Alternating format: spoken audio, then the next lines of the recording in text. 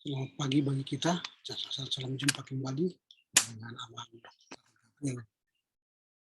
Hari ini kita akan memperbincangkan paper pertama dalam sejarah gereja.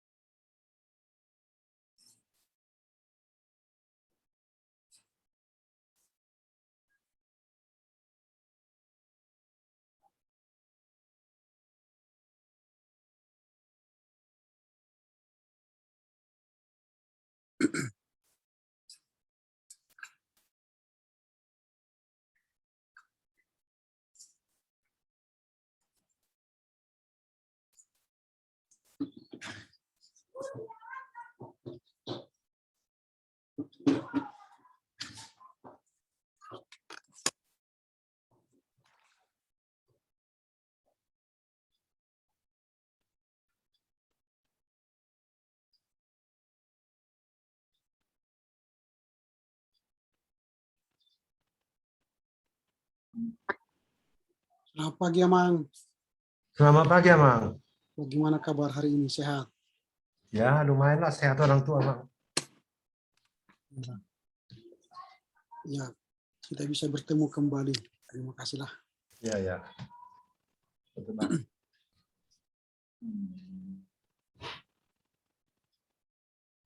Ya, jadi memang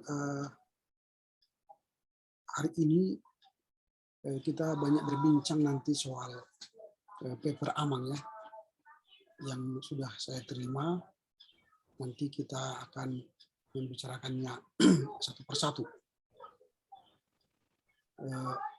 Kemudian baru nanti kita akan masuk membahas tugas-tugas yang lain dan pertemuan berikutnya. Ya, sebelum kita membicarakan paper Amang ini, kita berdoa, Amang ya. Kita berdoa. Bapa dalam surga, kami bersyukur pagi ini boleh bertemu dengan hamba-Mu, Amang Panggabean, dalam rangka berbicara tentang tugas makalah yang telah disampaikannya dan dikerjakannya. Kiranya Tuhan memberkati perbincangan kami dari awal hingga akhirnya. Dalam nama Yesus kami berdoa. Amin. Amin. Ya, saya sudah baca paper Amang dua-duanya, dan tentu kita akan banyak berbincang nanti dalam paper ini. Saya salut Amang bisa menyelesaikan dua paper ini ya.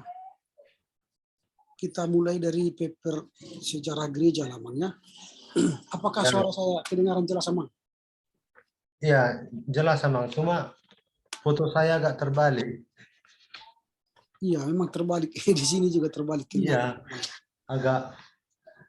Ini pun dibantu anak ini, maklumlah orang tua, Pak. Iyalah, nggak apa-apa, Amang, nggak apa-apa. Teknologi itu sudah kurang. Apakah kameranya bisa dibalikkan begini, Pinang, supaya dia terbalik? Ya, sebentar, Amang.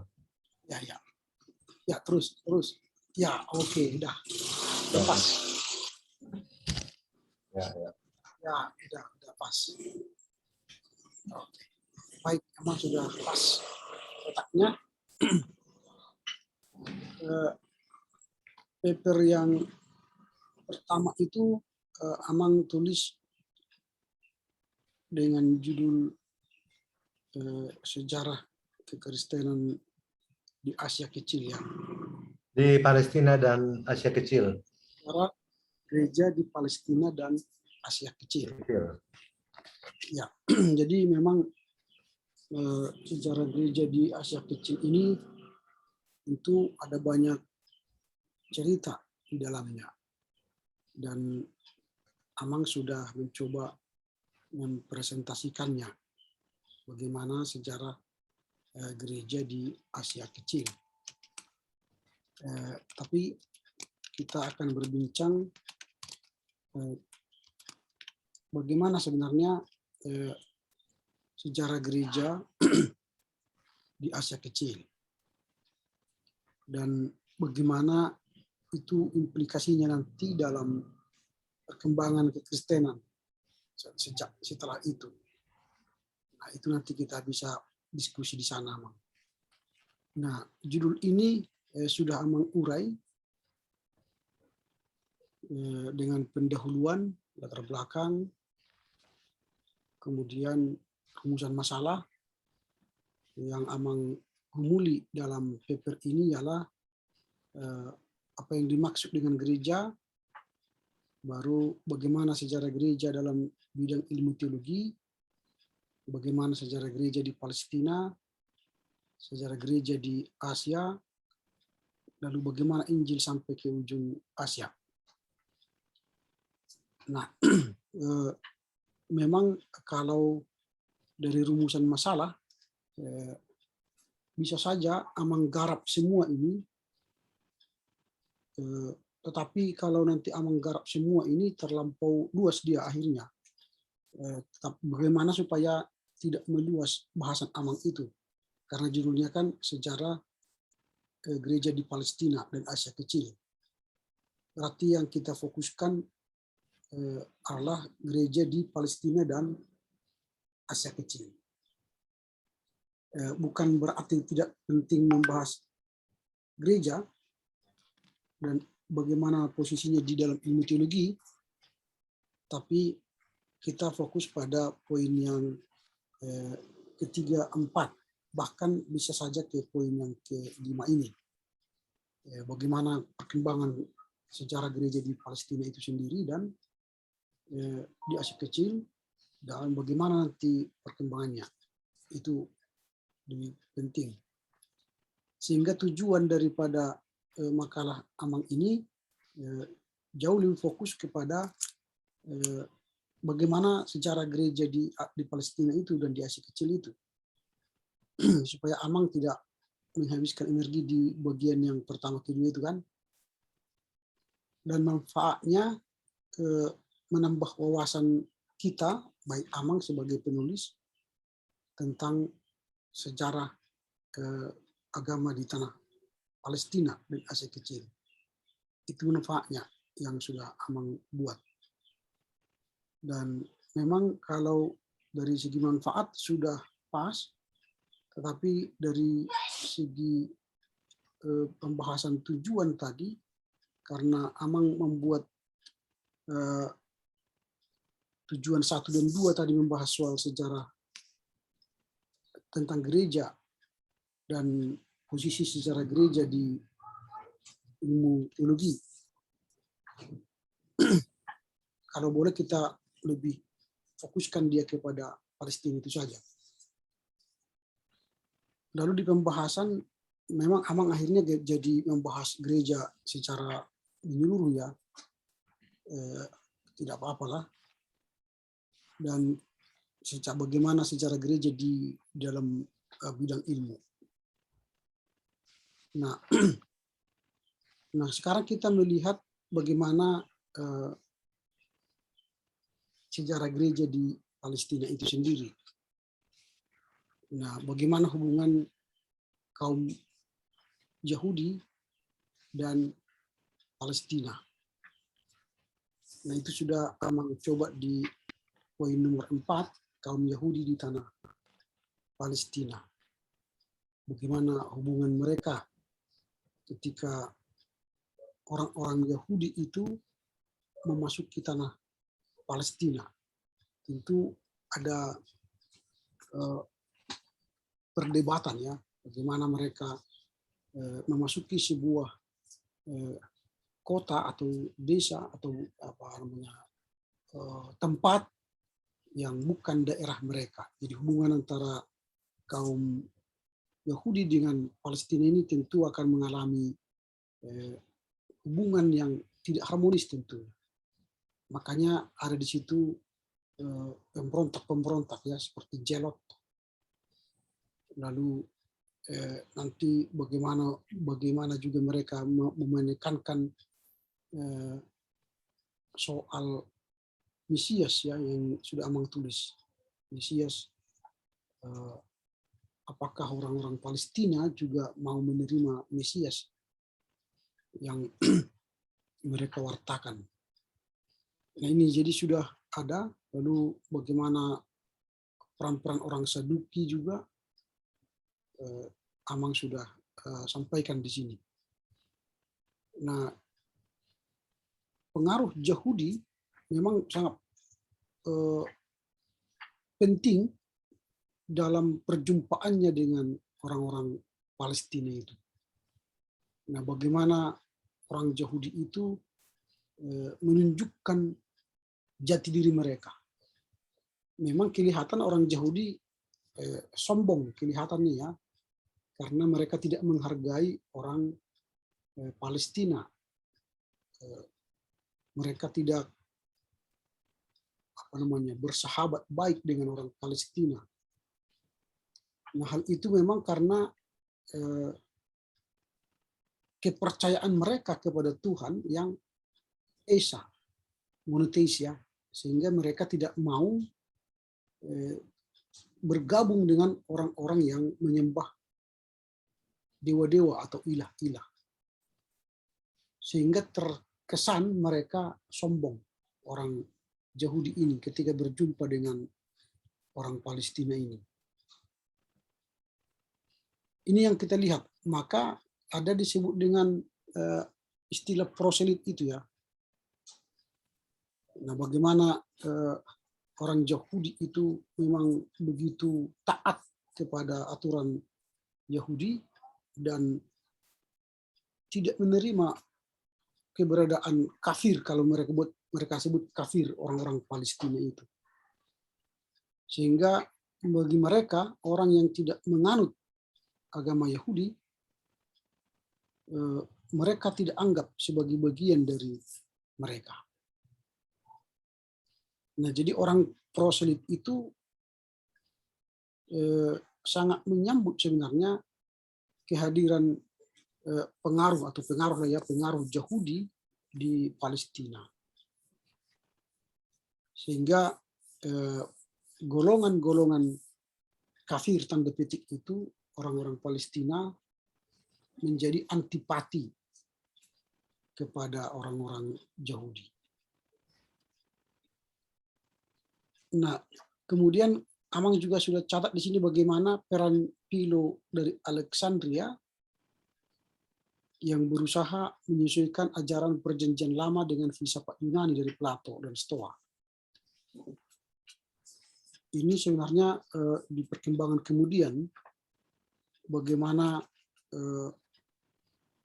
para filsuf lah yang berusaha untuk menjembatani perbedaan-perbedaan di antara kaum bangsa itu.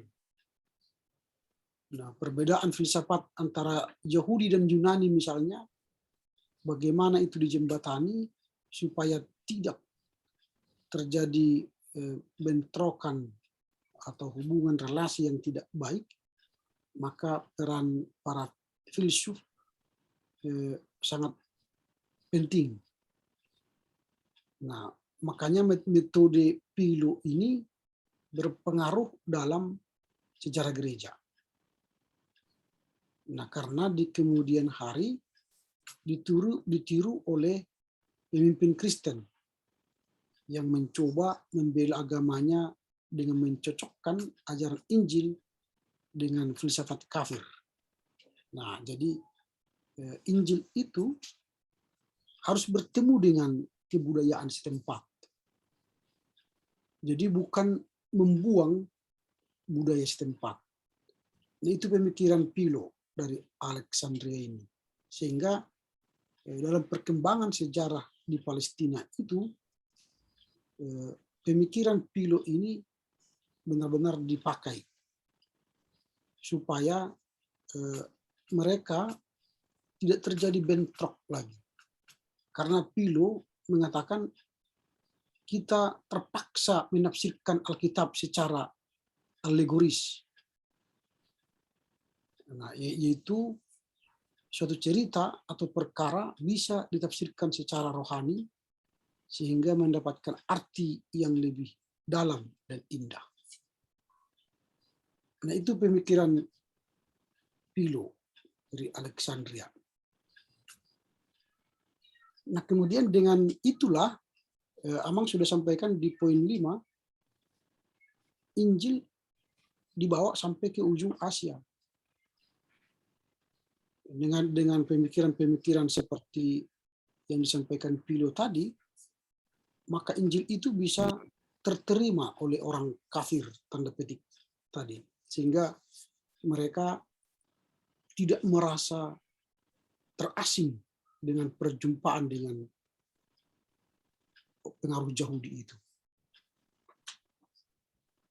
Nah, kemudian jauh setelah itu dari Palestina, ini sudah ke abad ke-19 dan 20, maka mulailah penyebaran gereja dari Palestina ya.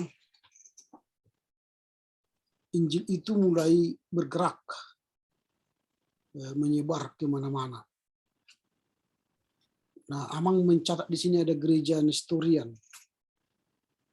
Memang gereja Nestorian ini yang banyak dulu menyebarkan Injil ke seluruh dunia. Walau sekarang gereja Nestorian ini sudah hampir punah, nggak ada lagi. Karena gereja Nestorian inilah yang datang ke tanah Batak dulu pertama, di Barus, abad ke-7. Tetapi catatan sejarah kita tidak mencatat itu sebagai awal masuknya kekristenan di tanah Batak dan di Indonesia. Gereja Nestorian inilah yang menancapkan kaki pertama di Barus dalam rangka memberitakan Injil. Tetapi itu tidak tercatat dalam sejarah.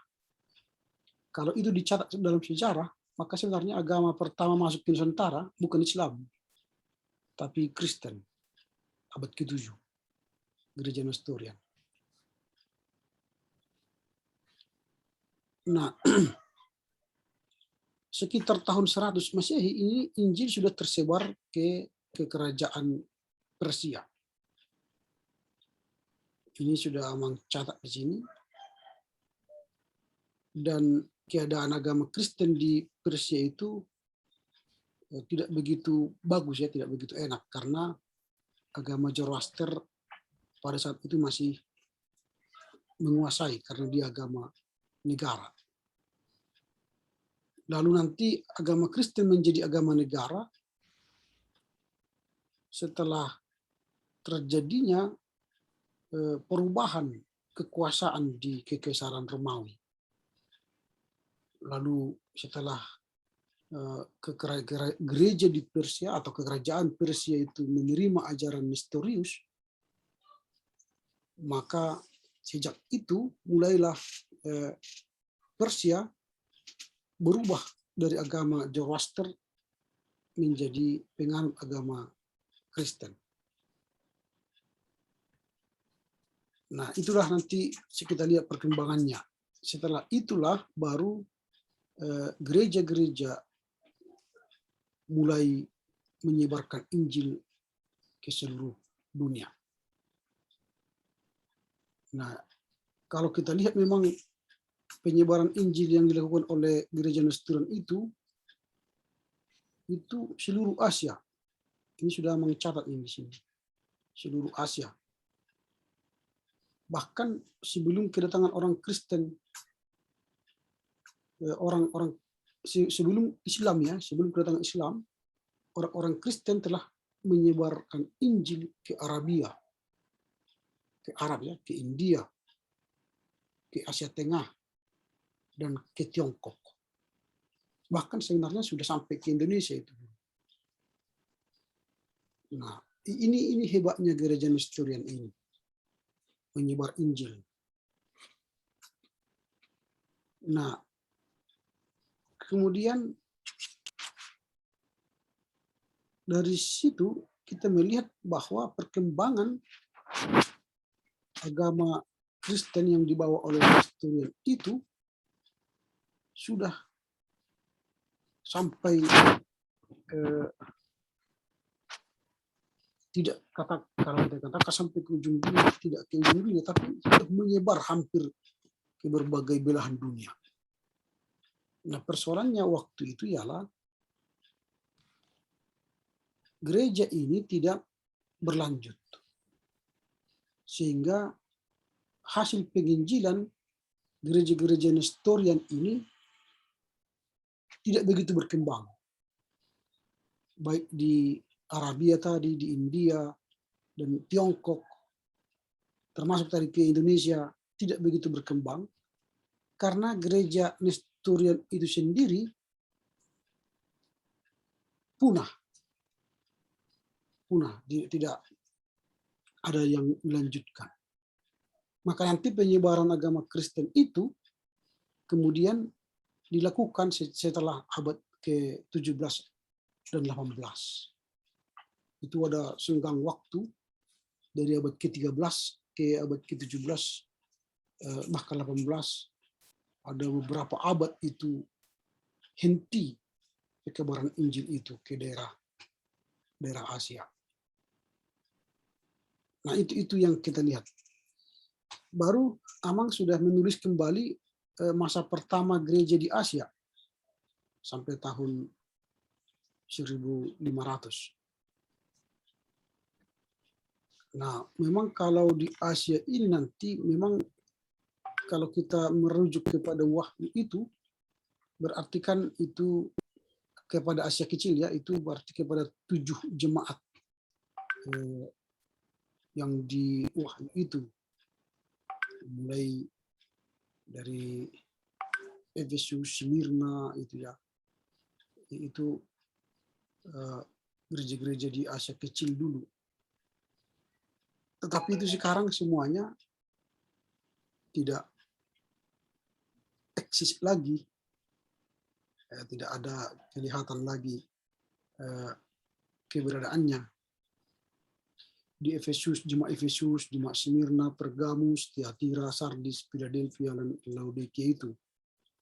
Karena semua daerah itu sekarang sudah menjadi Islam, termasuk Turki, Irak, Iran itu sudah daerah kekuasaan Islam atau negara Islam lah istilah sekarang. Sehingga orang Kristen di sana sudah tinggal sedikit. Kalau dikatakan punah, ya hampir punah lah. Tapi masih ada juga ya orang-orang Kristen di sana, di jemaat Asia kecil ini. Tetapi sejarah tetap mencatat bahwa sejarah kekristenan dari Asia kecil ini masih ada.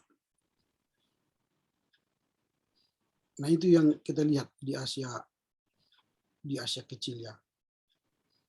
Nah, Amang sudah menyebut juga bahwa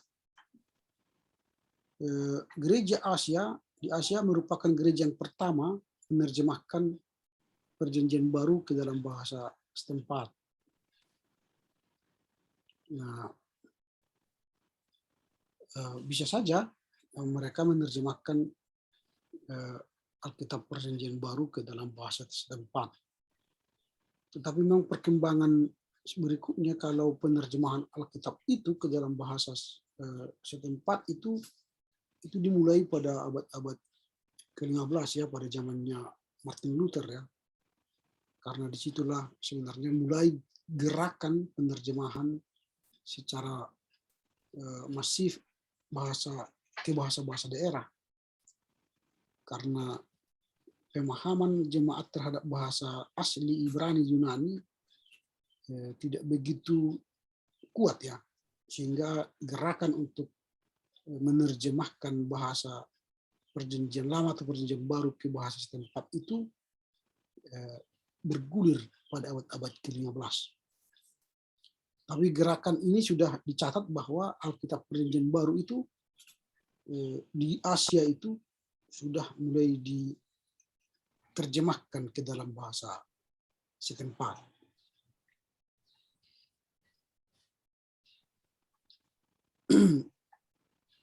Itu yang kita lihat. Lalu Amang membuat bagian ke-7, permulaan gereja di Asia. Mulai dari Timur Tengah, kemudian masuk ke India, kemudian masuk ke Edessa, baru ke Cina. Nah, memang seperti yang saya katakan tadi, gereja di Asia kecil ini, atau di Asia lah secara umum, itu banyak sekali, tapi tidak mungkin kita membahas itu semua. Kita membahas gereja di Timur Tengah, misalnya. Bagaimana di Timur Tengah ini perkembangan kekristenan. Kita melihat bahwa memang di Asia Tengah, di Timur Tengah ini, di Antioquia lah dulu pertama kali disebut orang Kristen ya. Kalau kita baca di Kisah Para Rasul itu, di Antioquia lah orang Kristen pertama disebut.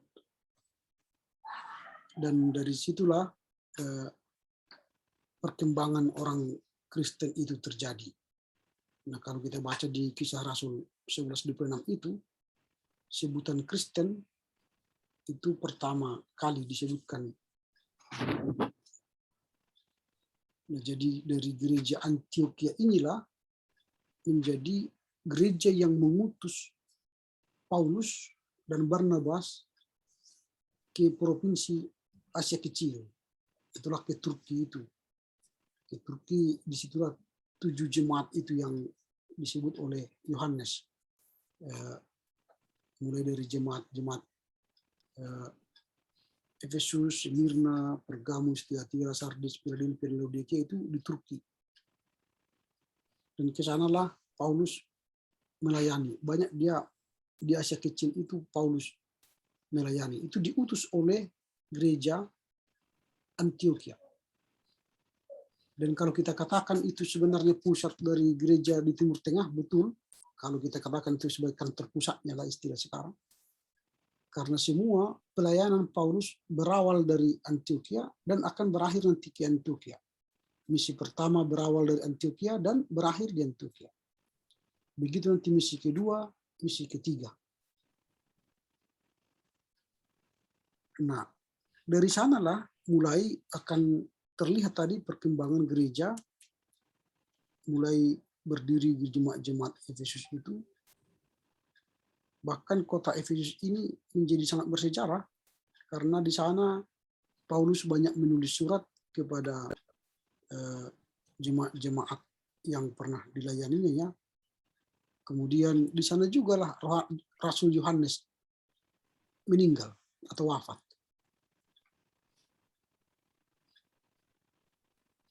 Nah ini, jadi inilah gereja yang berada di Timur Tengah, gereja Antioquia. Jadi uskup yang terkenal di situ waktu itu ya Ignatius ya. Ignatius. Dia menjadi uskup yang bertanggung jawab di gereja Antioquia. Bahkan pada Konsili Nicea 325, Uskup Antioquia itu menjadi salah satu peserta waktu itu.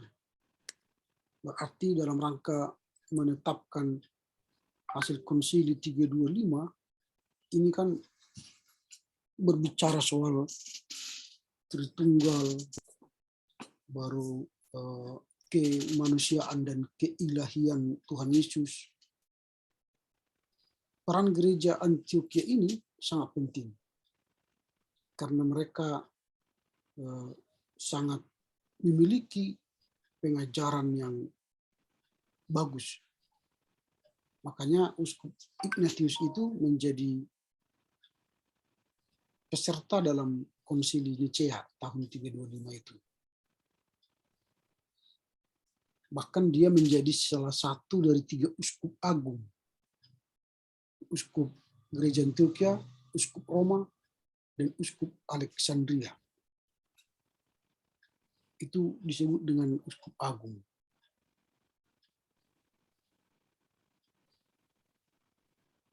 Nah, itu yang kita lihat dalam kekristenan di Timur Tengah.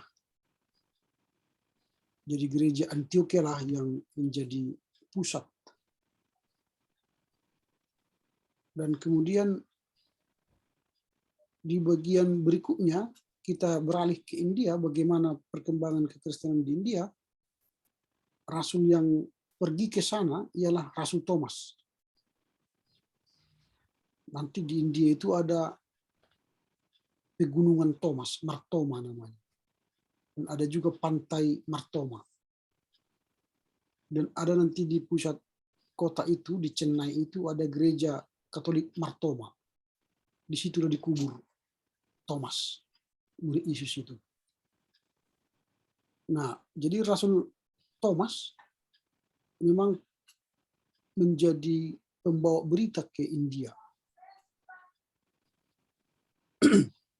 Dan dia di sana mengalami rintangan yang luar biasa. Dikejar-kejar, bahkan hampir dibunuh oleh orang-orang Tamil, ya, orang India Selatan itu. Maka dia larilah ke gunung itu, dan di gunung itulah dia diselamatkan Tuhan. Maka gunung itu disebut dengan Gunung Martoma. Kemudian kalau kita baca seperti yang Amang tulis di paper ini, di sana Thomas disuruh membangun istana untuk Raja Napar. Nah, akan tetapi uang yang diterima untuk membangun istana itu diberikan Thomas kepada orang miskin. Bagi Thomas bukan lebih penting membangun istana, tetapi lebih penting menolong orang miskin. Lalu di sana dia melakukan beberapa mujizat, dan akhirnya mulailah Injil diterima oleh orang-orang India. Kemudian dia pun akhirnya mati di India. Inilah yang tokoh, ya, yang membawa kekristenan di India. Walaupun nanti ada juga tokoh lain yang menjadi tokoh pembawa kekristenan di India. Tapi yang pertama ini kan karena masih awal-awal perdana, maka yang kita bahas ialah siapa yang pertama membawa kekristenan di India.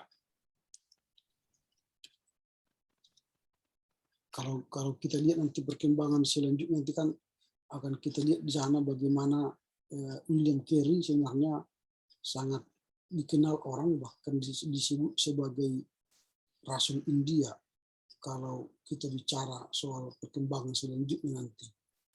Bagaimana William Carey menyebarkan Injil ke India. Tapi itu kan sudah abad ke-17.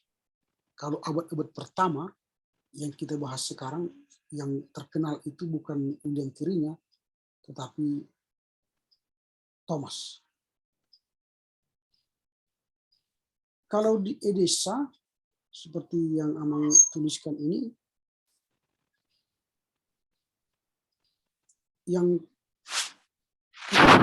di sini, seperti yang ditulis oleh Eusebius dalam buku sejarah gereja itu pertobatan Raha abad ke-5. Nah, kemudian bagaimana Raha abad ke-5 ini ketika menderita sakit parah, ia mendengar kabar mengenai mujizat-mujizat yang dilakukan oleh Yesus. Lalu Eusebius itu menyambung bahwa setelah kenaikan Tuhan Yesus, Rasul Thomas mengurus Tadeus, salah satu dari ke-70 murid, ke kota Edessa. Lalu di sanalah dia menginap di rumah Tobias, orang Yahudi. Dan akhirnya Tadeus menyembuhkan Raja Abgar bersama orang sakit lainnya dan mengabarkan Injil di kota Edessa. Nah ini, jadi ini sudah lanjutan dari pekabaran Injil di kota Edessa. Karena di kota Edessa, kota pertama yang mempunyai gedung gereja. Orang-orang Kristen di Kekaisaran Romawi masa itu berkumpul di rumah-rumah jemaat untuk beribadat. Tapi di Edessa sudah ada gedung gereja. Setelah Raja Abgar ini tadi disembuhkan oleh Tadeus. Nah ini kekristenan di Edessa. Edessa ini salah satu bagian dari Kekaisaran Romawi. Dia salah satu negara kecil dari kerajaan Osron. Jadi sudah dekat itu di daerah Efrat, atau sekarang itu dekat jalan perdagangan antara Armenia dan gurun pasir di Syria. Nah, setelah Edessa dan India, kemudian Timur Tengah, itu bagian dari sejarah gereja di Asia. Kemudian Amang membahas Cina. Nah, di Cina ini memang kalau murid Yesus memang tidak ada langsung ke sana ya, ke Cina. Tetapi ke sana yang membawa kekristenan itu ialah gereja Nestorian. Tadi sudah kita singgung gereja Nestorian itu. Tetapi gereja Nestorian seperti saya katakan tadi tidak berlanjut, sehingga kekristenan di daerah-daerah yang pernah dilayani oleh gereja Nestorian hilang lenyap, termasuk di Cina ini, sehingga pengaruh kekristenan di Cina tidak begitu kuat. Bahkan hingga sekarang kekristenan di Cina tidak begitu kuat karena ajaran komunis ya yang menguasai. Nah itu yang kita lihat kalau di Cina. Tetapi memang harus kita lihat kalau di sini tadi dikatakan dinasti Tang menjadi pembuka masuknya jalan pekabaran Injil di Cina. Dinasti Tang ini. Nah, memang seperti saya katakan tadi, perkembangan kekristenan baik sejak awal pun di Cina tidak begitu menggembirakan karena filsafat Cina itu sangat kuat, tidak mudah untuk ditembus ya oleh para penginjil Cina. Hingga sekarang pun penganut agama Buddha, baik itu agama-agama Konghucu, Taoisme, itu sangat kuat di Cina, sehingga kekristenan tidak begitu berkembang di Cina. Kalaupun ada orang Kristen sekarang di Cina, mereka itu disebut dengan kekristenan bawah tanah. tidak menyatakan kekristenan itu secara terbuka, tetapi mereka menyatakan kekristenan mereka dengan tertutup. Makanya banyak gereja-gereja di bawah tanah. Bahkan pencetakan Alkitab pun di sana masih dilarang. Sehingga Alkitab Cina pun dicetak di luar Cina, lalu dikirim ke sana dengan berbagai cara. Itu kekristenan sekarang di Cina. Masih mengalami tantangan.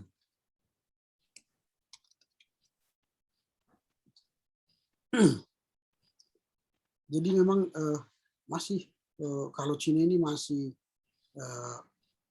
mengalami tantangan yang paling berat lah ya, karena kekristenan di Cina ini sungguh luar biasa.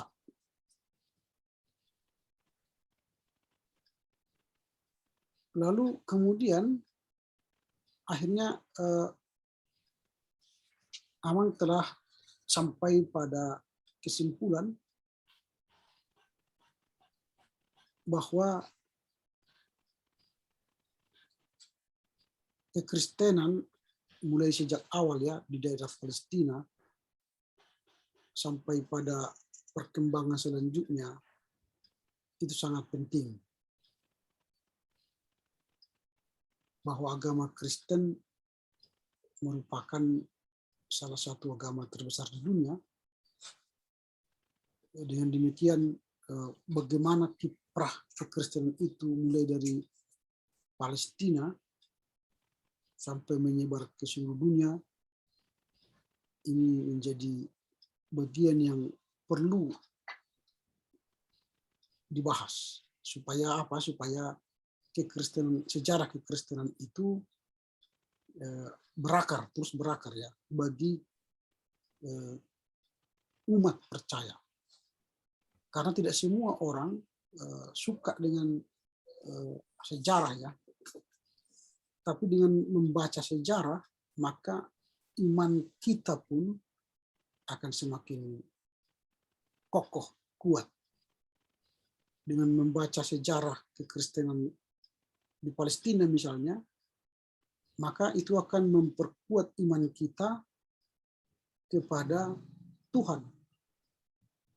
Karena iman yang berakar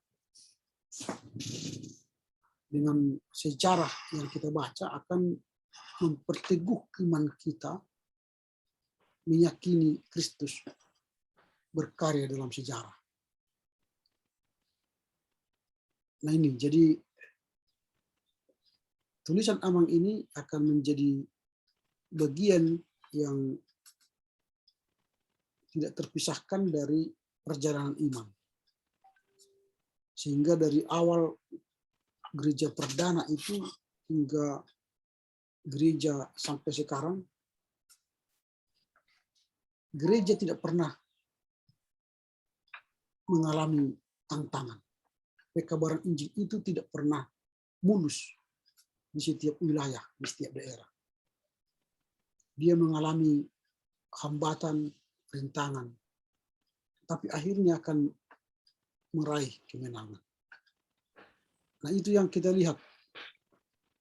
Walaupun tadi saya katakan seperti di Cina, tampaknya tidak begitu kelihatan sukses ya, tanda petik sukses.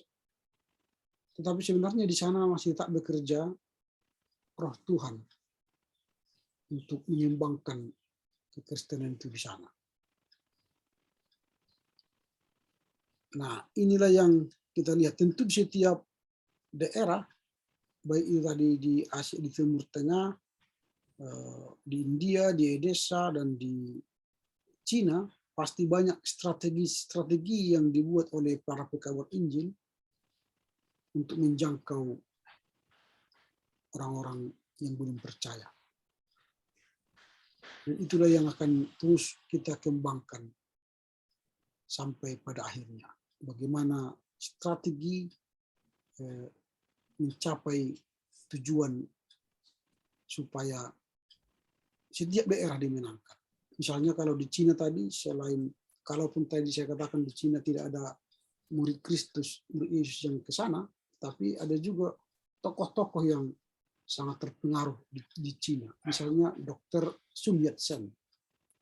Dr. Sun Yat-sen inilah tokoh penginjil Kristen di Cina yang sungguh terkenal. Dia melakukan banyak strategi-strategi untuk mengkristenkan orang-orang Cina. Dr. Sun Yat-sen ini sangat dikenal sebagai tokoh Kristen di Cina. Inilah mungkin catatan saya dari apa yang disampaikan oleh Amang. Tentu masih perlu masukan-masukan supaya paper Amang ini semakin mantap. Nah, ini memang respon saya terhadap paper ini. Mana tahu ada yang perlu Amang klarifikasi atau tanyakan, dipersilakan kepada Amang Panggabean. Jadi yang di saya sampai sekarang ini kurang jelas ya mengenai ada istilah gereja timur, gereja barat, ada istilah gereja ortodoks. Sebenarnya bagaimana itu, Amang? Dari mana asal-usulnya itu? Nah, jadi gereja timur dan gereja barat itu terjadi ketika, kalau gereja timur dan gereja barat itu soal ortodoks itu ya. Ortodoks itu kan kebenaran. Ortodoks, kebenaran. Jadi ortodoks timur itu Konstantinopel. Pusatnya dulu Konstantinopel.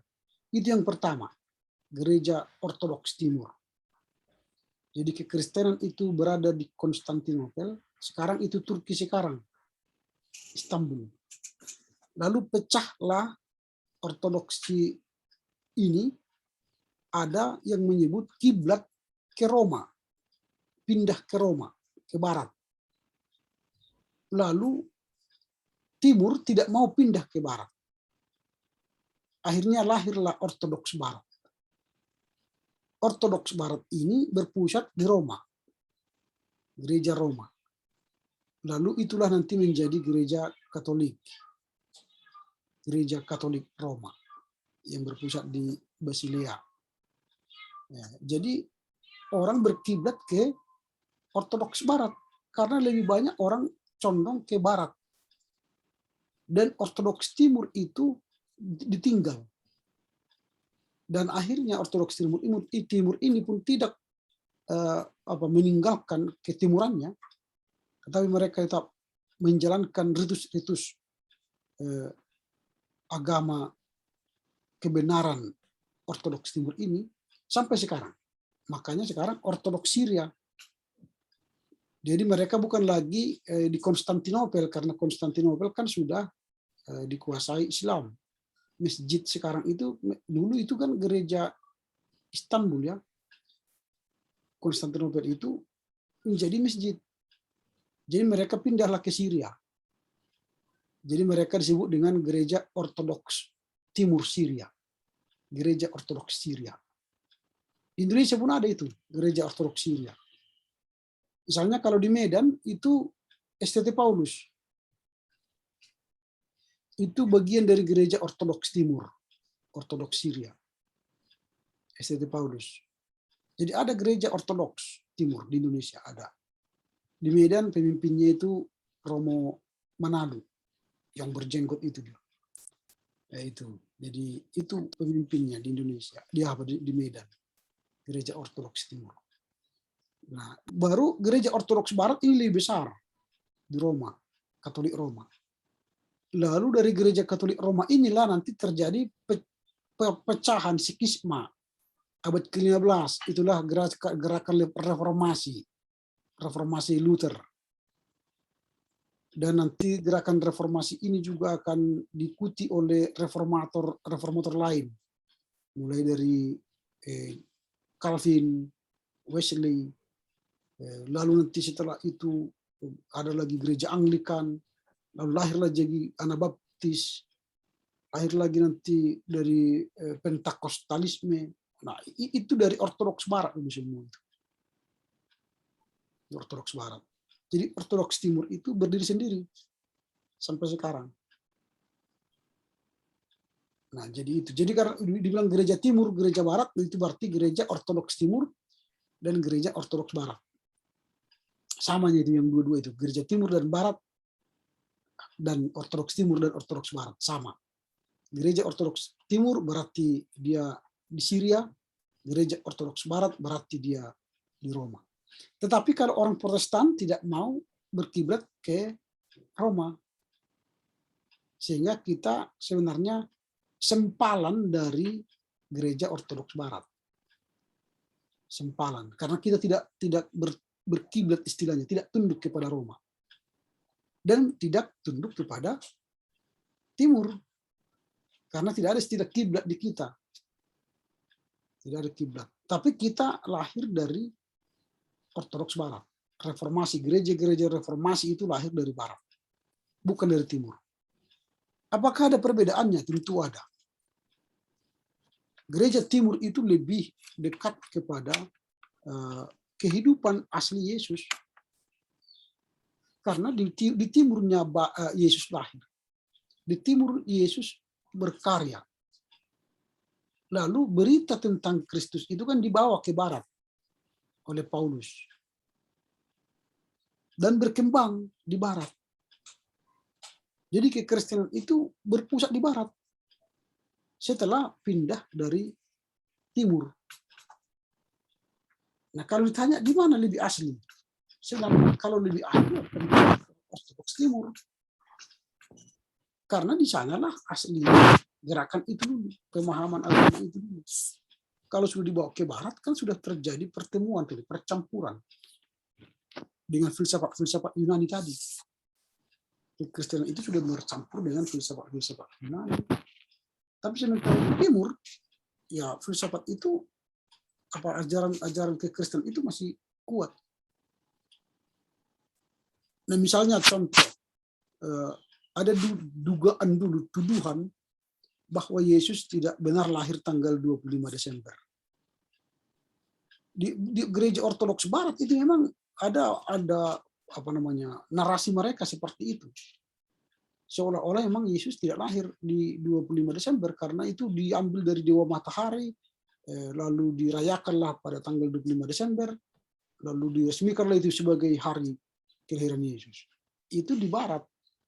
Tapi kalau kita baca di Ortodoks Timur, tidak. Memang benar-benar Yesus lahir tanggal 25 Desember. Ada fakta-fakta sejarahnya. Ada bukti-bukti dokumennya.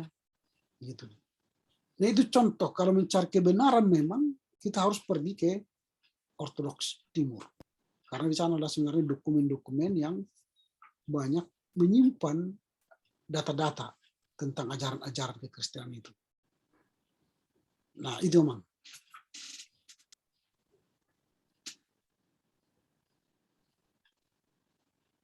Ada lagi kira-kira yang Amang mau tanyakan? Ya, saya melihat di sini sebenarnya kawan-kawan kita kawan-kawan kita yang dari kekristenan semula itu demikian gigihnya menyiarkan kekristenan, ya kan? Tapi yang menjadi pertanyaan,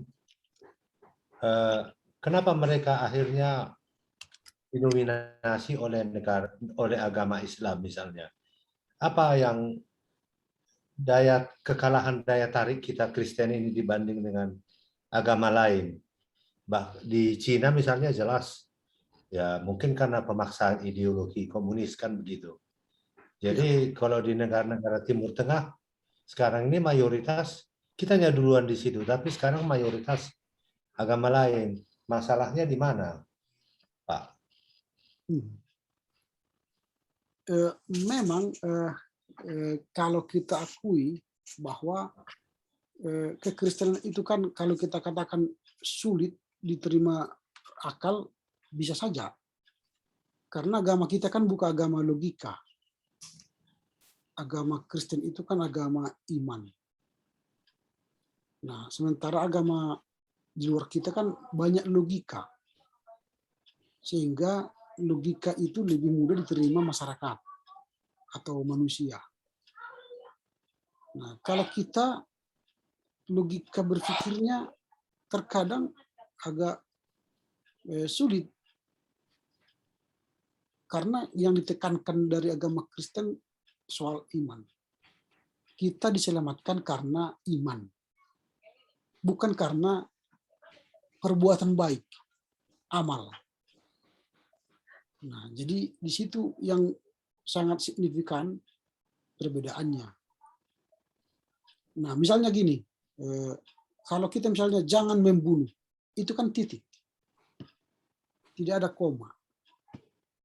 Di agama lain misalnya jangan membunuh, koma, kalau kepepet boleh, kan gitu.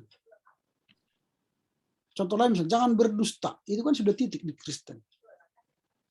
Tapi di agama lain koma, ada juga dusta putih, ada dusta hitam katanya. Itu kan ajaran apa? Kalau kita nggak bisa, tidak ada tawar-menawar dengan kekristenan. Itu yang membuat kita kadang mengalami keterhambatan ya dalam perkembangannya. Nah, kita tidak bisa diatur oleh apa yang kita miliki. Dalam beragama Kristen, kalau kita misalnya berbuat baik pun sebaik-baiknya, itu tidak akan menentukan kita masuk surga. Karena perbuatan baik itu adalah buah dari orang beriman. Berbuat baik bukan supaya masuk surga, tapi berbuat baik karena kita sudah diselamatkan. Karena kita sudah penghuni surga, maka kita berbuat baik. Bukan berbuat baik supaya masuk surga. Nah, agama Kristen berbuat baik itu karena sudah masuk surga. Kita sudah masuk surga karena sudah percaya sama Yesus. Cuma masih berada di bumi ini. Ini menjadi persoalan. Dan memang agak sulit diterima. Nah itu. Jadi agama-agama logis itu kan bisa dipengaruhi. Tapi kan agama-agama yang beriman, iman itu kan sulit dibuktikan. Iman tidak bisa dibuktikan.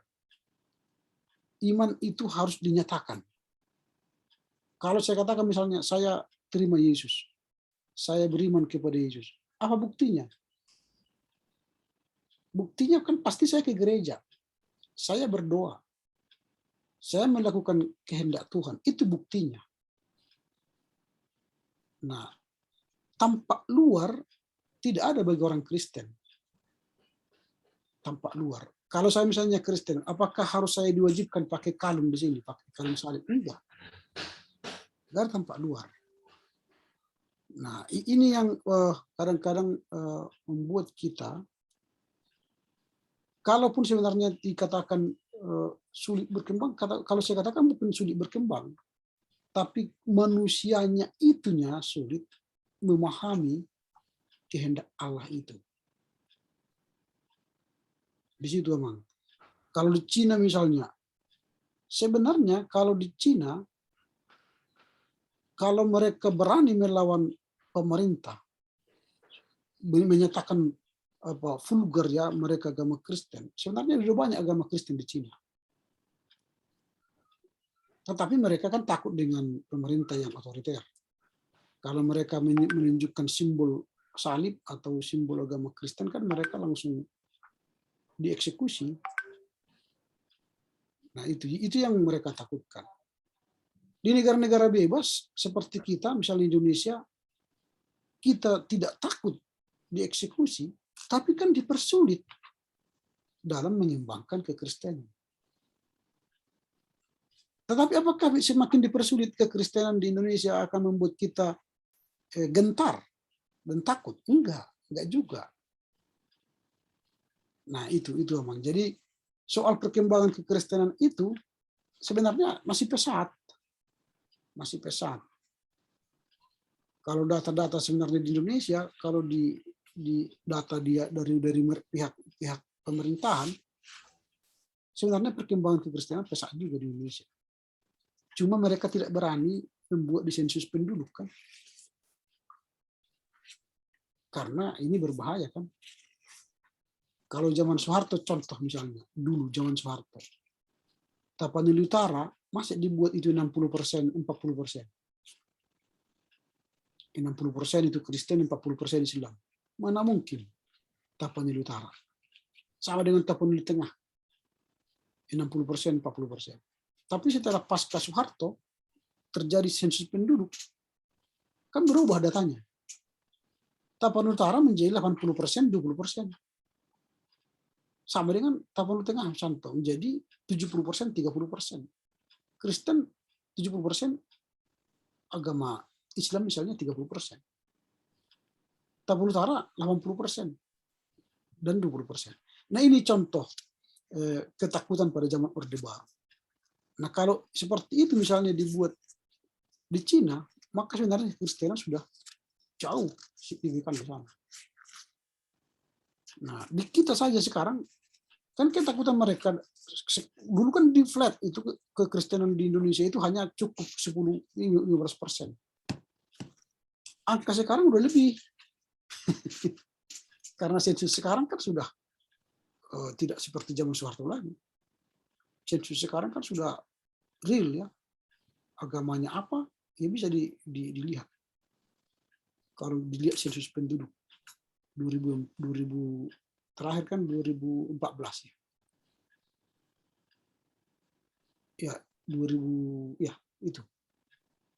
Itu bisa kita lihat nanti bagaimana perkembangan agama, perbandingan agama di Indonesia. Nah, kira-kira begitu, Amang.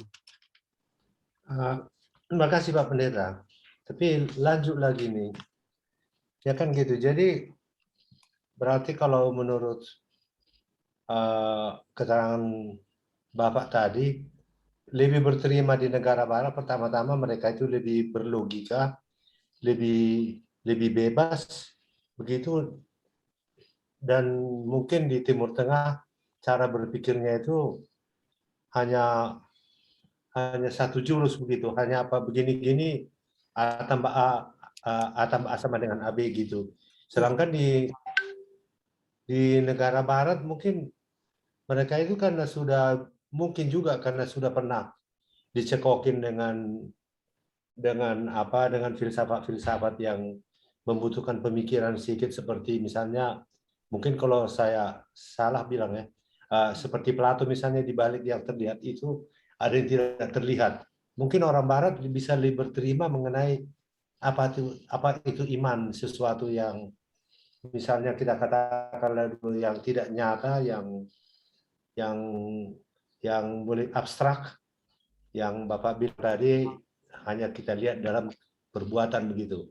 Apakah di situ perbedaannya, makanya di negara barat lebih berkembang dibanding dengan negara-negara Timur Tengah kekristenan kita ini? Bagaimana pendapat Bapak?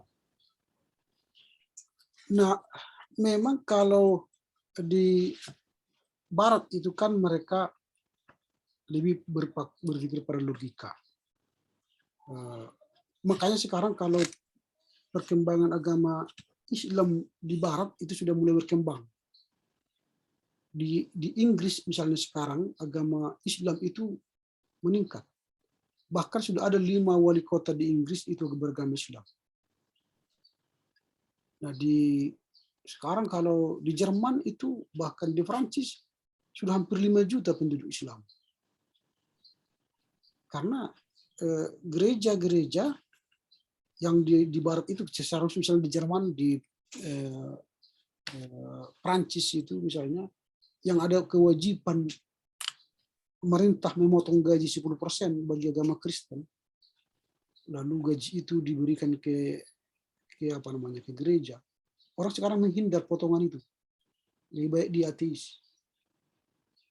Maka banyak masyarakat di sana sudah ateis, sehingga tidak dipotong lagi gajinya yang 10% itu. Gaji yang 10% itu bisa dipergunakannya untuk keliling dunia nanti. Akhirnya dia pilih agama baru. Itu tadi agama yang masuk akal itu ya. Jadi agama Islam. Nah, kalau kekristenan di Timur Tengah, misalnya kita bawa ke Kristen Timur Tengah, kesulitannya ialah soal makanan ya. Makanan haram, tidak haram. Itu kekuatan yang sangat menghempang kekristenan berkembang di sana. Selain ajaran-ajaran yang mereka buat narasi-narasi yang melawan kekristenan ya. Orang Kristen tidak pernah membuat narasi membenci agama lain. Kasih. Kan itu yang kita selalu katakan, kasih. Kalau Amang nanti pergi ke toko-toko buku, agak sulit kita cari, dapatkan seorang penulis Kristen membenci agama Islam. Nggak ada itu. Tetapi kalau Amang pergi ke toko buku mereka, mungkin beratus bahkan beribu buku menuliskan kejelekan kekristenan. Nah ini, jadi kita kan kasih.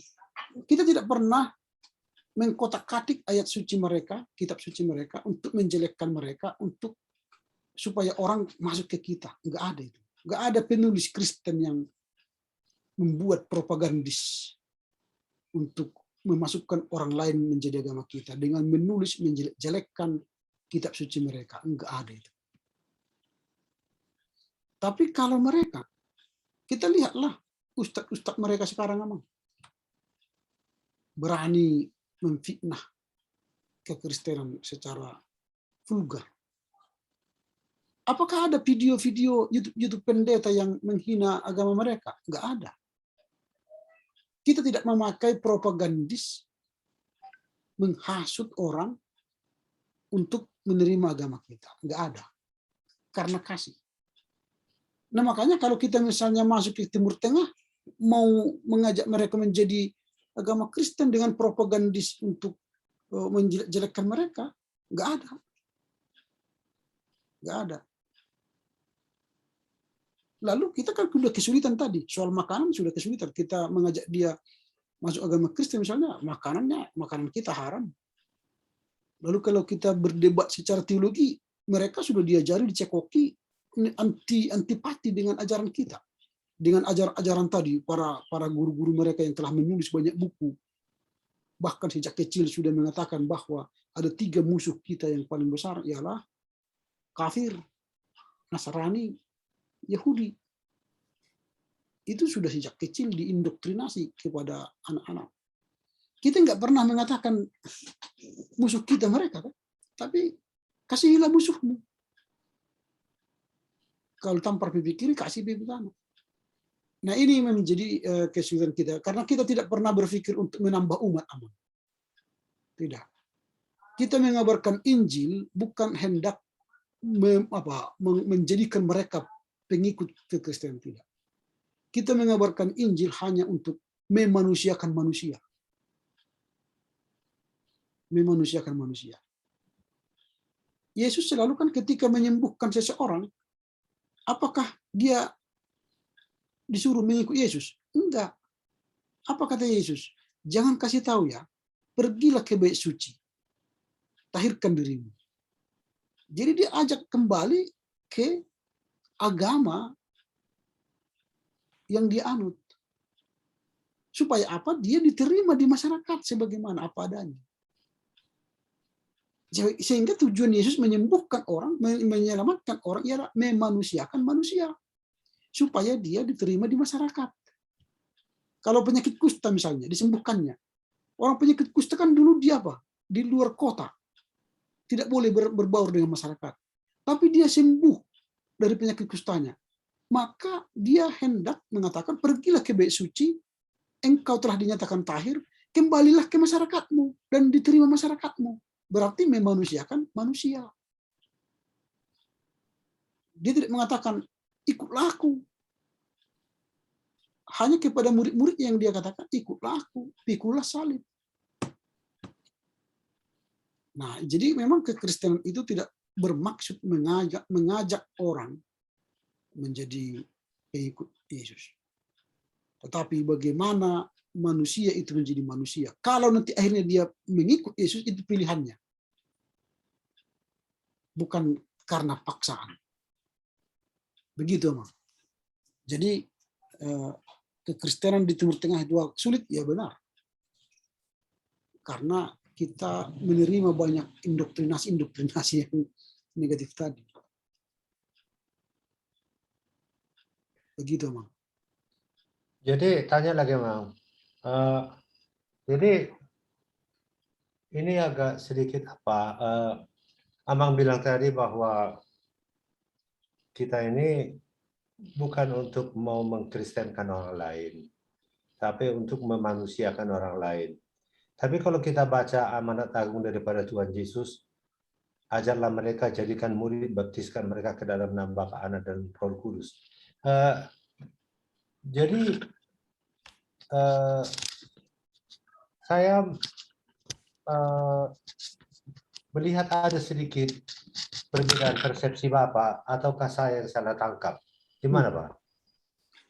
Nah, memang kalau amanat agung itu selalu orang berpretensi harus membaptis orang. Itu kan follow up itu. Tindak lanjut. Jangan langsung kita masuk ke sebuah daerah langsung berpretensi membaptis. Jadikanlah muridku. Itu kan kata apanya? Kata kerjanya. Berarti memuridkan orang. Itu berarti kan memanusiakan orang. Mengajari, mendidik, membina. Lalu nanti kalau dia sudah sadar atas kehendak Tuhan, pemahaman dia sudah baik tentang Tuhan, maka dibaptis. Maka kalau ada orang agama lain masuk agama Kristen, itu harus kan dididik dulu. Minimal setahun. Baru dibaptis. Tidak boleh dibaptis duluan, baru diajari. Terbalik itu. Tapi kalau masuk ke agama mereka misalnya, kan sederhana kan, hanya mengucapkan 2 kalimat itu sah kan gitu. Kita enggak semudah itu. Nah, jadi menjadikan murid itu bukan mudah. Membaptis itu mudah, Membaptis itu mudah. Tinggal bawa ke gereja dalam nama Allah Bapa, Anak, dan Roh Kudus. Saya baptis engkau menjadi Kristen, bisa. Tetapi apakah dia sudah pengikut Yesus? Tidak. Jadi kita harus matang menjadikan dia murid. Dia tahu, dia sadar. Maka dia berkata, aku percaya kepada Allah Bapa, aku percaya kepada Yesus Kristus, aku percaya kepada Roh Kudus. Dari pernyataan yang sadar.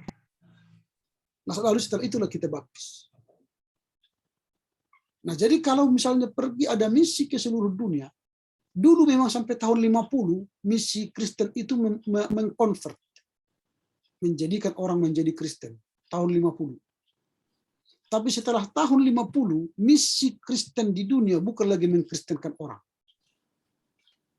Tetapi tadi memanusiakan orang, memanusiakan manusia. Itu terserah kalau dia ikut Kristus nanti setelah dia menjadi sadar, setelah dia menjadi dimanusiakan, dihargai harkatnya, terserah dia mau pengikut Kristus dan dia beribadah di Kristen, ya silakan. Barulah kita follow up-nya tadi, membaptis. Nah itu, jadi bukan baptis dulu, tapi pergilah, jadikanlah. Gitu. Jadi dijadikanlah itulah proses. Memberikan pengajaran, pendidikan, pemahaman bahwa mengikut Kristus itu harus memikul salib, menyangkal diri. Kan itu kan? Dia harus tahu dulu apa resiko menjadi pengikut. Apa tugasnya sebagai pengikut Yesus. Lalu sadar dia memang sudah terima, lalu dia menyatakan aku mau dibaptis, baru baptis. Demikian memang. Jadi aman agung itu paketnya bukan baptis dulu. Paketnya ialah memberitakan. Jadi memang sudah terjadi paradigma baru sejak tahun 50-an misi Kristen dunia bukan lagi menjadikan orang jadi pengikut Kristus yang menjadi dibaptis ya, mengkonvert agama menjadi agama Kristen, bukan, tapi lebih pada memanusiakan orang. Sehingga penginjilan sekarang, kalaupun dia pergi ke daerah Cina misalnya, atau ke daerah India misalnya, mereka lebih kepada pemberdayaan, ya, pengajaran. Misalnya di situ tidak ada air bersih, maka mereka memberikan air bersih. Di sana tidak ada pendidikan, maka diberilah pendidikan. Di sana tidak ada kesehatan, diberilah kesehatan. Nah, kalau mereka nanti akhirnya dengan pelayanan yang baik itu menjadi Kristen, ya tidak apa-apa, diterima. Begitu Amang. Jadi bukan ansih hanya langsung ke sebuah tempat berkhotbah, ayo jadi Kristen, enggak begitu lagi. Tapi lebih kepada melihat apa kebutuhan mereka. Itu Amang. Ya. Jadi saya udah makin jelas yang Amang bilang itu. Jadi kalau di pikiran saya itu sekarang ini kan kebetulan saya dulu waktu mahasiswa itu ke Tanah Karo seringan ikut dengan GMKI penginjilan, walaupun saya ikut-ikut aja ya kan gitu ya. Jadi saya melihat bahwa ada sekarang ini pun saya melihat ada orang yang misalnya di motor bus juga mengatakan, wah Kristen itu begini gini ya kan, atau datang ke rumah sakit Kristen itu begini. Satu, ada yang metode kedua saya lihat seperti Amang bilang itu membuat pelayanan yang bersama-sama. Jadi dengan mengatakan juga bahwa tujuan kita ini ya adalah tidak ada agama yang mengajarkan yang tidak baik. Walaupun silap-silap bisa jadi sinkretisme kan begitu.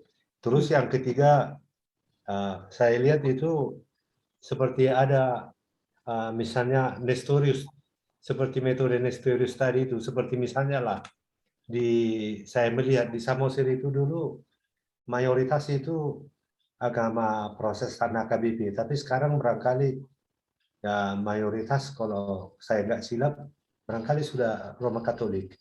Karena barangkali saya sering juga pernah melihat waktu saya Dr. Rumundo Litaru itu acara-acara mereka itu mereka sudah membudayakan gondang Batak, ya kemudian banyaklah mereka mentolerir adat-adat Batak ini, bahkan nyanyi-nyanyian gereja juga sudah bernada Batak dengan tata garing dan lain-lain itu. Jadi ada yang kontan, ada yang dengan pelayanan, ada yang dengan Nestorian itu. Jadi sebenarnya macam mana pendapat Bapak mengenai yang saya katakan itu? Ya, memang harus kita akui gereja Katolik itu lebih adaptif ya, lalu mereka menghargai budaya, kultur, sehingga mereka juga punya budaya inkulturasi. Jadi mereka punya ibadah inkulturasi, mengadopsi budaya setempat menjadi sebuah ibadah di gereja mereka, sehingga mereka tidak alergi dengan gondang, tidak alergi dengan budaya. Bahkan mereka sekarang sudah mengadopsi mengalahat horbo dalam cerita pembebasan Kristus. Lalu mereka sudah adopsi itu. Tetapi kita di gereja Protestan masih antipati dengan adat. Masih menganggap adat itu sebuah animisme, sebuah dosa, kejahatan. Bahkan kita melihat antipati terhadap mengalahat horbo itu. Karena mereka katakan, kita kan diselamatkan Kristus, bukan darah kerbau, katanya. Sehingga mengalahat horbo itu merupakan sebuah kekejian, membunuh binatang. Nah, jadi dengan cara keji. Nah, padahal sebenarnya yang Katolik lihat dari mengalahat horbo itu ialah menghargai ciptaan Tuhan. Dengan mengalahat horbo, itu sedang diajar masyarakat, janganlah bunuh binatang dengan sembarangan. Tapi kalau membunuh binatang itu punya ritus. Nah, itulah mengalah horbo itu yang mereka kelilingi dulu kerbau itu lalu dirajam ya. Nah, itu mereka anggap sebagai simbol penderitaan Kristus dalam rangka menyelamatkan umat percaya yang ada dalam tradisi Batak. Kita sampai sekarang masih kalau kita akan dualisme, ya bisa saja ada orang yang menerima, ada yang tidak. Nah, ini keterlambatan Protestantisme menerima budaya sebagai bagian dari penginjilan. Makanya sekarang penginjilan Kristen sekarang sudah mulai melihat tadi Kristus di atas budaya, bukan lagi Kristus alergi terhadap budaya. Tetapi kita harus memasuki budaya supaya bisa kita mengkristenkan budaya. Lalu ketika budaya itu kita kristenkan, orang yang dalam budaya itu bisa menerima Kristus sebagai apa adanya. Itu makanya berkembang teologi in loco, memahami Kristus dari budayanya. Teologi in loco itu memahami Tuhan dari budayanya. Nah, kalau misalnya orang Batak memahami yang ilahi itu debata, maka istilah Tuhan diterjemahkan menjadi debata ama misalnya. Itu teologi in loco. Kita tidak lagi mengalergikan atau menolak budaya-budaya, tapi kita mengkontekstualisasikan teologi. Jadi teologi itu masuk ke dalam budaya, dalam konteksnya. Lalu ketika dia berada dalam konteks, dia menerangi konteks itu dari cahaya Injil. Sehingga budaya itu bukan lagi sesuatu yang jahat, tetapi budaya itu sesuatu yang perlu diterangi dengan Injil. Kalau Injil tidak masuk ke dalam budaya, bagaimana orang yang hidup dalam budaya itu menerima Injil? Jadi Injil itu harus masuk ke dalam budaya. Lalu ketika orang penganut dalam budaya itu melihat Injil dalam budaya itu, maka mereka senang. Nah, jadi dulu kekristenan kita membakar, menghancurkan. Bahkan dulu di awal-awal kekristenan, Raja Patik Tapubolon dikeluarkan dari HKBP karena Patik Tumbagahuling itu. Nah, sekarang bagaimana? Apakah kita harus membuang orang-orang percaya ketika dia belajar Pustaha Tumbagahuling? Raja Patik itu? Enggak. Saya sudah punya bukunya itu, saya pelajari. Nah, apakah saya harus diekskomunikasi dari gereja dengan membaca kitab-kitab suci orang Batak? Enggak kan? Nah, jadi yang paling tragisnya di kita Batak ini, kita langsung a priori. Misalnya dengan agama Permalin, agama lokal Batak. Ketika kita sudah menjadi agama Kristen, kita langsung menolak semua praktik-praktik agama Permalin. Padahal agama Permalin itu adalah warisan leluhur kita dulu yang menjaga ada istiadat, tata krama, budaya Batak itu. Beda dengan orang Jawa. Orang Jawa, kalaupun dia agama Kristen, agama Katolik, agama Islam, kejawen itu tetap mereka jaga, tetap mereka pelihara. Jadi mereka tidak benci dengan kejawen. Mereka masih berdampingan dengan kejawen. Walau dia sudah terima Kristus, walau dia sudah beragama Hindu atau beragama Islam, tetapi kejawen bagi orang Jawa itu masih dipegang. Kita enggak. Kalau kita sudah beragama Kristen, tolak Permalin. Kalau dia sudah agama Islam, misalnya tolak Permalin. Itu bukan agama kami. Nah, seolah-olah agama import ini, agama import kan Kristen Islam, menguasai kita. Padahal jauh sebelum Islam Kristen datang ke tanah Batak, kita sudah mengamini agama Permalin, Perberingin. Itu dulu yang lebih utama. Tapi setelah datang agama import, menghancurkan local wisdom, kearifan lokal kita. Lalu kita mengabaikan jati diri kita. Nah, ini yang perlu sekarang. Kalau Katolik memang sudah menyentuh itu. Mereka tidak alergi dengan agama-agama lokal. kita yang masih sebagian yang alergi dengan agama lokal. Seharusnya kita harus merangkul agama-agama lokal itu. Bagian dari hidup kita. Begitu, Mang. Jadi, ya mudah-mudahan ke depan nanti kita bisa membangun teologi kontekstual. Contoh sederhana misalnya, kalau tiba Natal, apakah ada lagu musik Batak yang menggema, mengingatkan kita kepada Natal?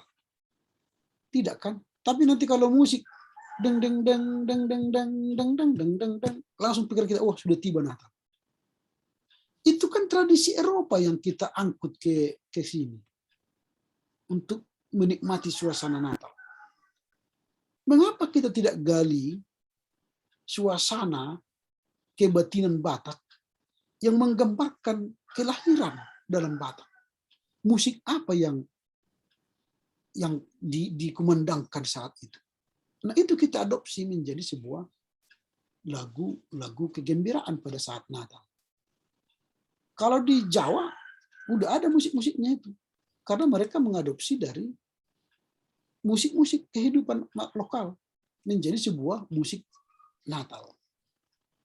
Nah, itu contoh. Kita belum sampai ke sana, Mang. Jadi teologi kita masih teologi Barat yang tinggal di Indonesia, bukan teologi Indonesia yang kita lakukan.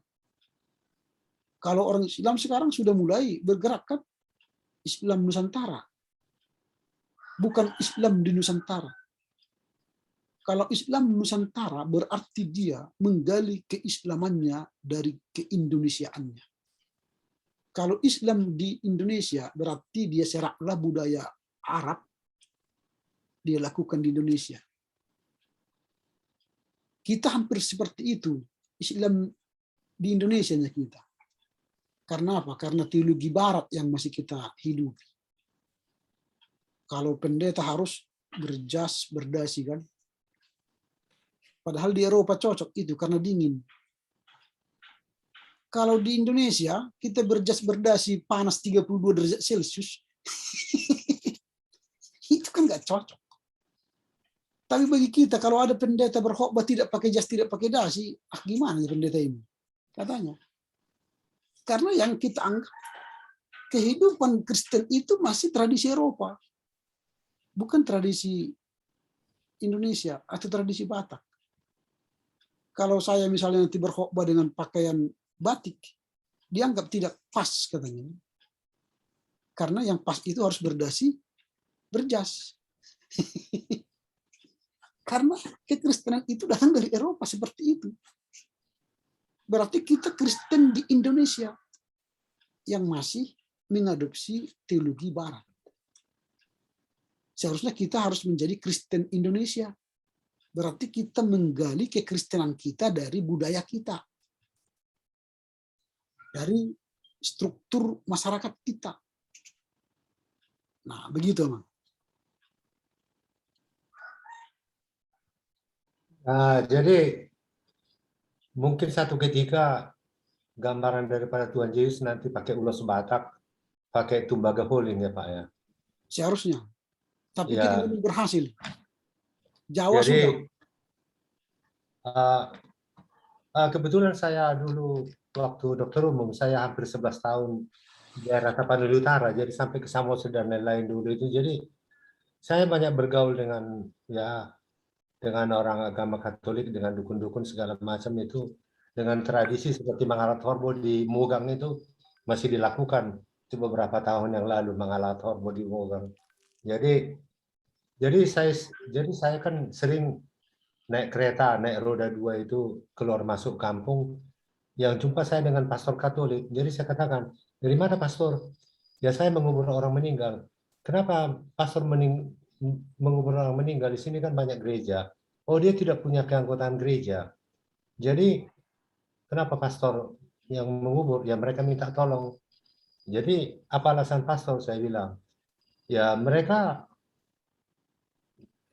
saya kan berkhotbah untuk orang-orang yang ada di situ. Untuk orang mati kan saya tidak berkhotbah lagi. Yang kedua, dia bilang, ya kalau orang bisa menyatakan hitam di atas putih, bahwa yang meninggal ini bukan manusia, hewan, saya tidak akan kubur. Tapi kalau dia manusia, saya akan kubur seperti saya sendiri. Maka menurut saya Alkitab itu di atas daripada tradisi atau manajemen daripada gereja, anggota gereja dan lain-lain. Itulah pengalaman saya dengan para pastor selingan. Ya, jadi akhirnya banyak bersimpati orang, banyak bersimpati ya.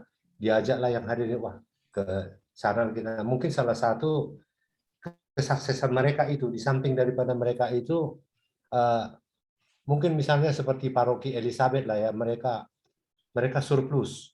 Jadi mereka itu kan melalui Keuskupan Agung nanti akan menyalurkan dana-dana yang berlebih ini, termasuk bikin gereja-gereja yang bagus-bagus di Samosir, membagi-bagi pangan dan sebagainya. Barangkali menurut saya itu tanggapan saya salah satu pendekatan mereka itu, makanya mereka itu sukses di daerah Tapanuli terutama Samosir dan lain-lain. Betul memang. Dan memang saya katakan tadi kita sudah jauh ketertinggalan dari mereka. Misalnya contoh, ketika memberkati orang menikah, kan mereka pakai ulos langsung pertama, diulosi pengantin itu oleh orang tuanya di gereja. Kita kan mengulosi itu nanti di apa? Di gedung itu oleh hula-hulanya kan.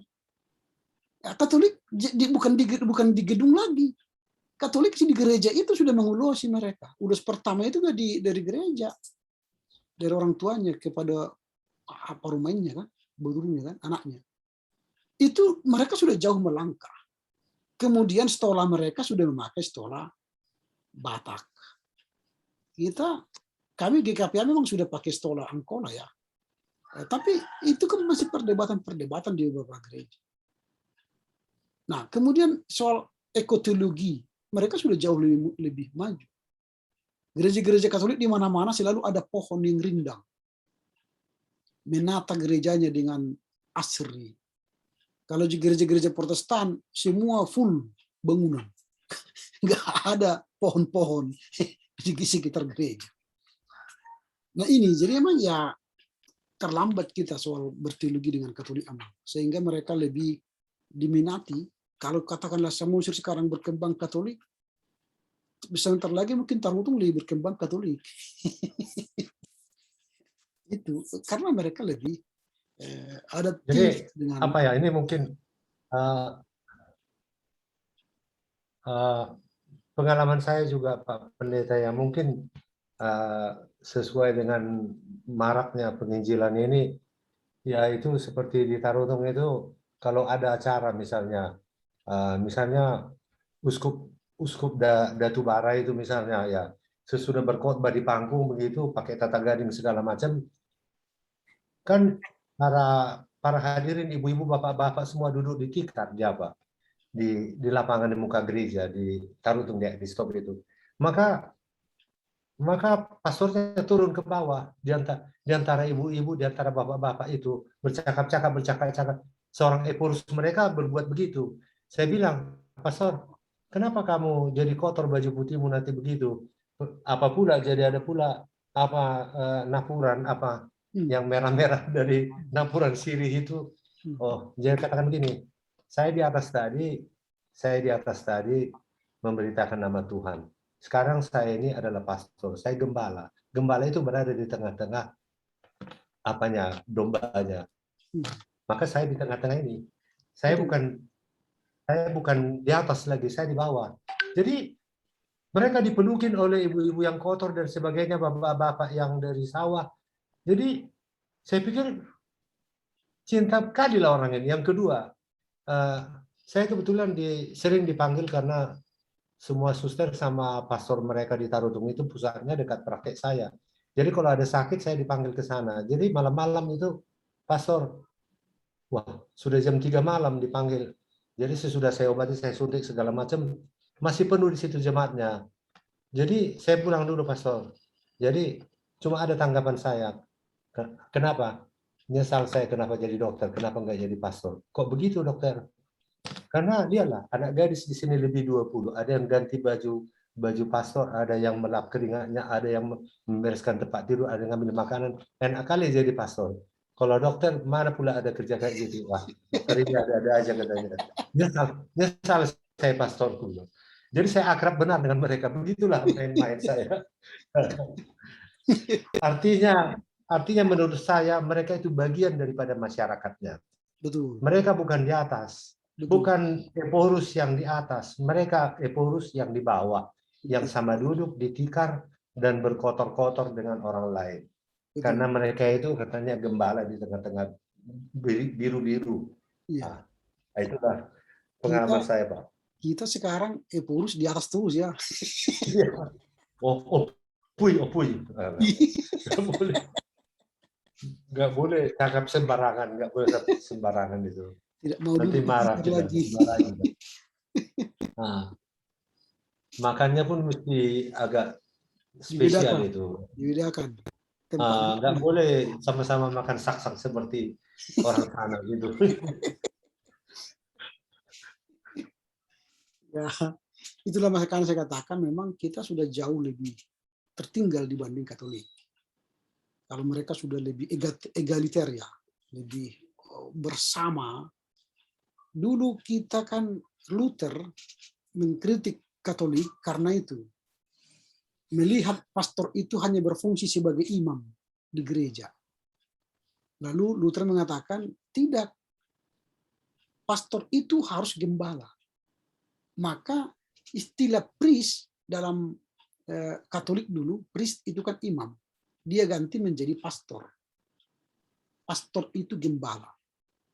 Cuma memang di Indonesia, pastor itu kepada Katolik kita sebut. Pendeta untuk Protestan. Kalau Luther dulu, dia tidak menggunakan priest, tapi menggunakan pastor. Pastor untuk Protestan, priest untuk Katolik. Priest itu imam. Fungsi imam ialah membawa umat kepada Tuhan di dalam ritus-ritus ibadah. Maka mereka tidak pernah turun ke jemaat dulu. Maka Luther kritik. Pastor itu harus menjadi gembala. Dia harus turun ke bawah, turun ke bawah. Nah sekarang, pastor sekarang sudah melakukan perintah Luther itu. Mereka turun. Sekarang pastor-pastor itu naik sepeda ontel kepada jemaat-jemaat. Tetapi pendeta sekarang naik mobil.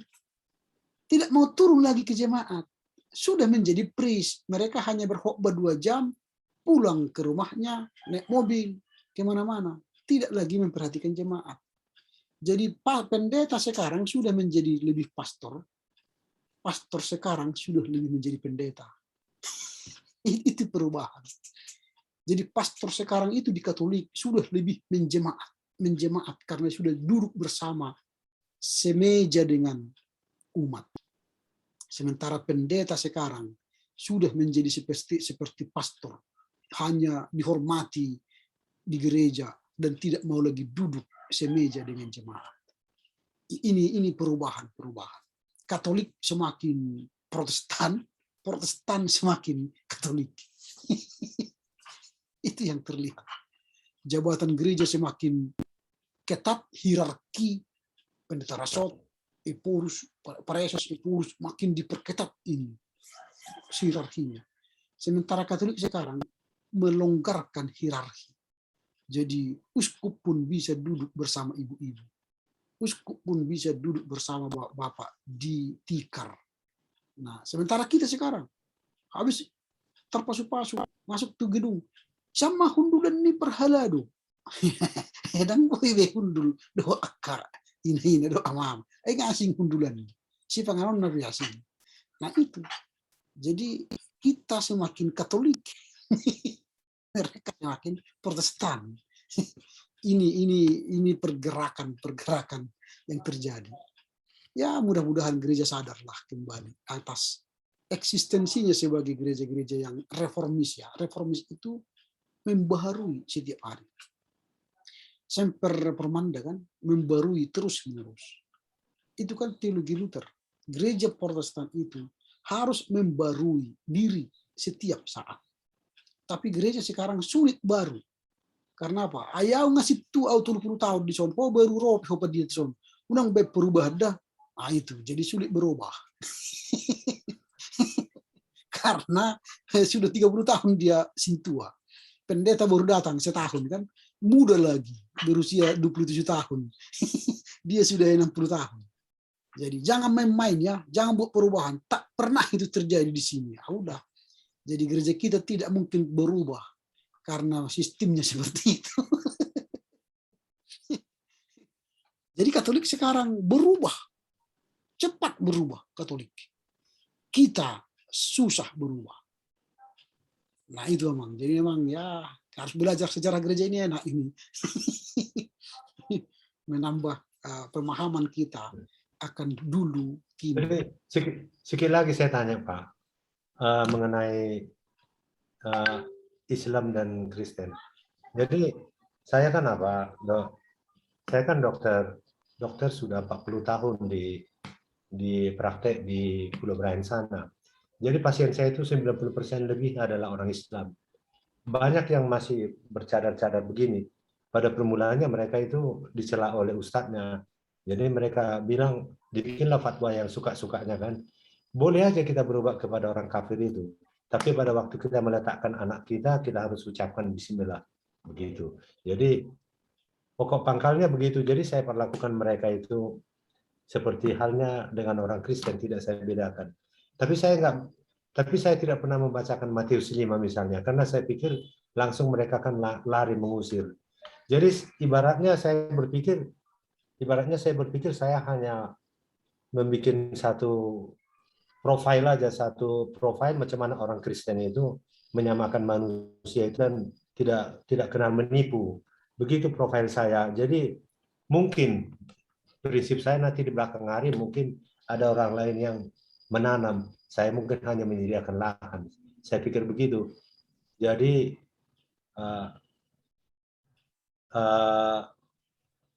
saya mula-mula berpikir apakah sampai di sini aja saya sebagai orang Kristen. Tapi saya pikir-pikir itulah dulu yang dapat saya perbuat. Karena kalau lebih daripada situ orang akan lari. Semana pendapat Pak Pendeta?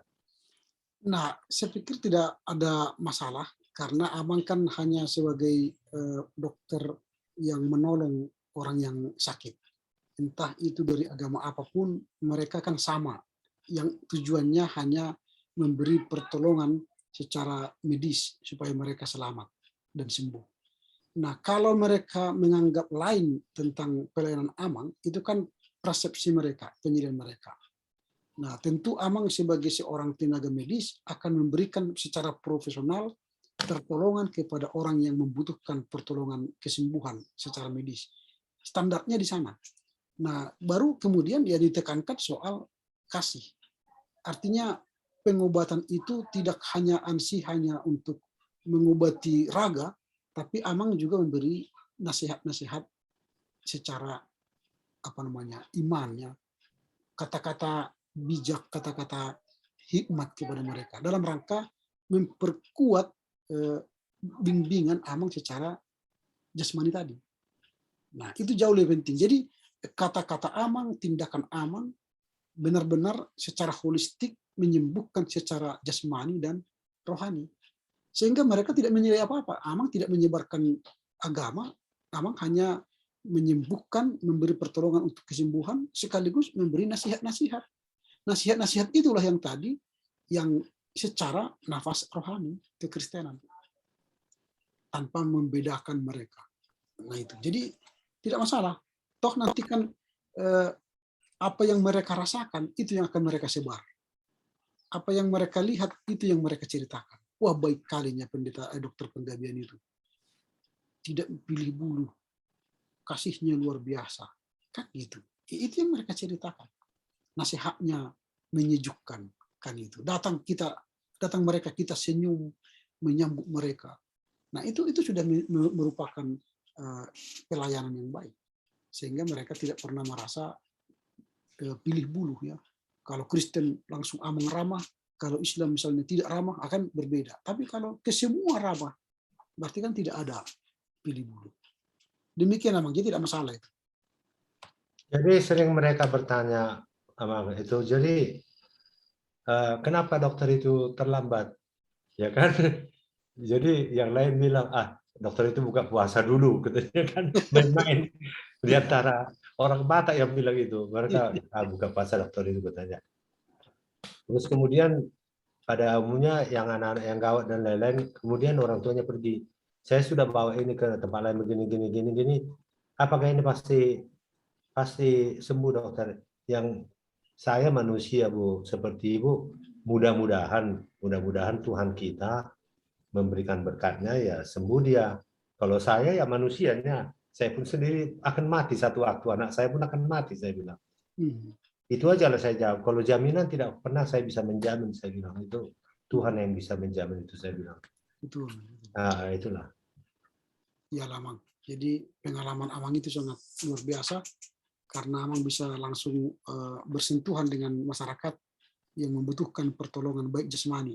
Dan saat itulah Amang berkesempatan juga menolong mereka secara rohani melalui kata, tindakan, dan sikap Amang kepada mereka. Oke, baik Amang, karena waktu, ini nanti bentar lagi kami akan ibadah, lalu hari ini kami akan general repetisi untuk wisuda besok.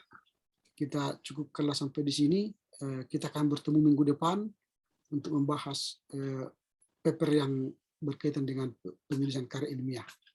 Gitu Amang ya? Jadi terima kasih Amang ya, Amang sudah memberikan banyak kepada saya ya, terima kasih ya. Semoga Amang sehat dan keluarga juga sehat ya. Oke. Ya. Baik, kita berdoa Amang.